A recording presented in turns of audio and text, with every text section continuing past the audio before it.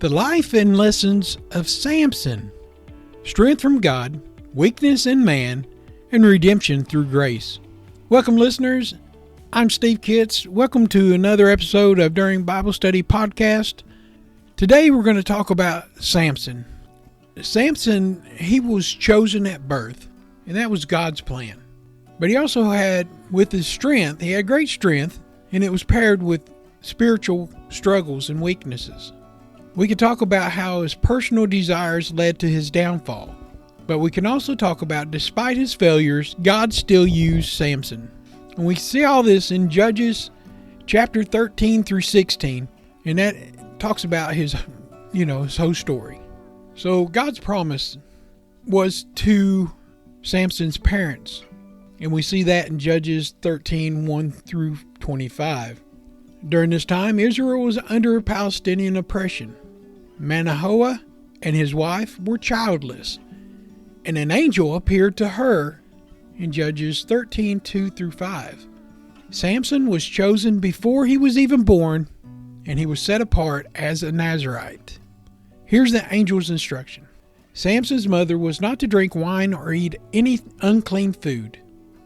Manoah asked for further guidance, and then the angel came back and reappeared to him. They wanted to even try to sacrifice an animal and give honor to the angel, but he plainly told them that the honor goes to God, not to him. So the angel leaves them and doesn't reappear. And that's Judges 13, 15 through 20. Samson is born in verses 24 through 25. Now the lesson that we get from this, that we can use today, God's plans often start before we are born. Jeremiah 1 and 5 talks about that. And parents play a role in raising children according to God's calling. They were given instructions on how they needed to act and what they needed to do. And we also know that God still calls people today for special purposes. Ephesians 2 and 10. And we see in Judges 14 verses 5 and 6, Samson's first acts of strength. He killed a lion with his bare hands. Later he finds honey in that lion carcass. It's a symbolic of God's using a victory over something for provisions. Samson had a troubled marriage. We see that 14, 1 through 20. Samson chooses a Philistine wife, and that goes against the Israelite customs. His parents objected, but God was working through this. And Samson's wedding feast was just a mess. It was awful. The Israelites hated him, but they couldn't do anything against him. They had a riddle, and they challenged him. His wife was manipulated to betray him. So through Samson's anger, it led to revenge. And he kills 30 Philistines to settle a bet. And that's Judges 14, 19 through 20. The lesson we get from that set of circumstances in his marriage, unequally yoked people in their relationships, it will cause trouble. 2 Corinthians 6 and 14. Small compromises lead to bigger failures. God's will is sometimes accomplished even through our mistakes. Now Samson does get his revenge in chapter 15, 1 through 8. He discovers his wife was given to another man. Then he burns the Philistine fields with foxes and torches. The Philistines retaliate and kill his wife and her father. Then Samson slaughters many in revenge. He even uses a jawbone of an ass to kill thousands of Philistines. The place that it happened is called Lehi, Hill of the Jawbone. And here, Samson is refreshed by God with water from a rock.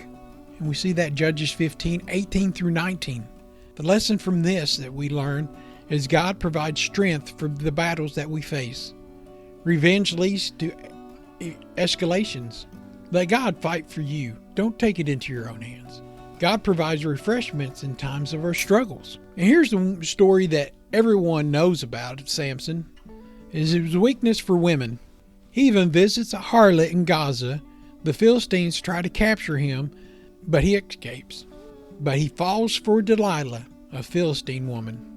There's deception that Delilah brings to this relationship. Delilah pressures him to reveal his secrets. What is his secret of his strength? He tells her many things, but he finally confesses that his strength is tied to his Nazarene vow. The Philistines capture him, and they gouge out his eyes and imprison him. Remember, he has killed thousands of them, so they want to get the revenge on him. They're really set out to hurt him. Today we have a lesson from that temptation weakens us if we entertain it. 1 Corinthians 10:13. Wrong relationships can destroy our destiny. Even in failure, God has mercy on us and remains in power.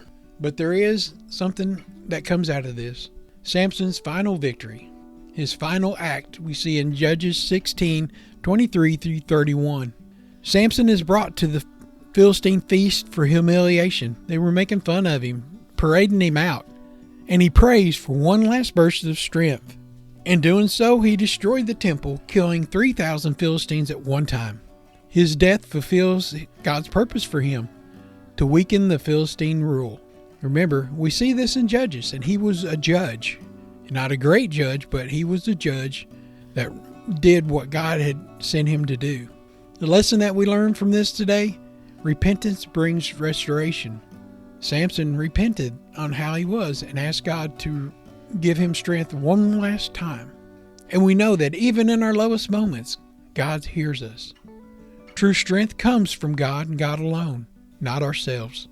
And how can we apply Samson's story to our lives? In Jeremiah 29:11, it says, "For I know the plans I have for you, declare the Lord, plans to prosper you and not to harm you, plans to give you hope and a future." And that's God's calling for everyone. But we're also told to avoid temptation and distractions from James 4:7. Submit yourselves then to God. Resist the devil and he will flee from you. Even when we fail, God can redeem us. Romans 8:28. And we know that in all these things, God works for the good of those who love him, who have been called according to his purpose. Strength is not about muscle, but about faith. Ephesians 6:10. Finally, be strong in the Lord and his mighty power. So, in conclusion, we summarize Samson's life in one sentence. A man chosen by God, distracted by the world, but redeemed by faith. God's calling is irrevocable. We must choose to live in obedience, trust him to guide us into victory. In 2 Corinthians 12:9 it says, "My grace is sufficient for you. My power is made perfect in weakness." So don't matter who you are, if you got God's calling on your life, then you can do great things. Allow him to work through you, and he will do what he needs done in that area. Be blessed, my brothers and sisters. Hold on to God. Be usable. Get in his word. Stay in his word. And God bless.